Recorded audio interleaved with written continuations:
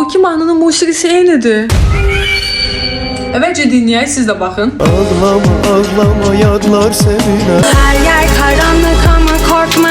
Mən bu yaxınlarda fərqinə varmışam ki, bunlar əslində eyni musiqidir. Eyni bəstəkarın fərqli ifaçılar tərəfindən və fərqli sözlərlə ifa olunan mahnılardır. Yəni Röya ilə Tunarın Həsrət nəğməsi, bir vaxtlar bir çoxumuzun zəngimsəli olan Həsrət nəğməsi 2008-2009-cu illərdə təxminən yadımdadır ki, viral olmuşdu. Mahnının türkçə versiyası, yəni Günay Aksoyun oxuduğu Hər Yer Karanlıq versiyası isə 2020-ci ildə çıxıb. Əlbəttə ki, illərdən bəri davam edən bir mahnı, musiqi mübahisəsi dünyanın hər yerində, hər zaman olub. Ona görə mənə də maraqlı gəldi ki, görəsən bu qanunidirmi? Bəli, qanunidir, çünki bəstəkarlar eyni melodiyanı fərqli sözlərlə, fərqli vaxtlarda, fərqli ifaçılara təqdim edə bilirlər və bu çox normal bir haldır. Və bu arada açıq mənbələrdə bu musiqinin icazəsiz istifadə olunduğuna dair hər hansısa bir məlumat yoxdur. Düzünü deyin, siz də indi öyrəndiniz bu musiqilərin eyni olduğunu və ya aranızda neçə nəfər var idi bunu bilib gizlədən.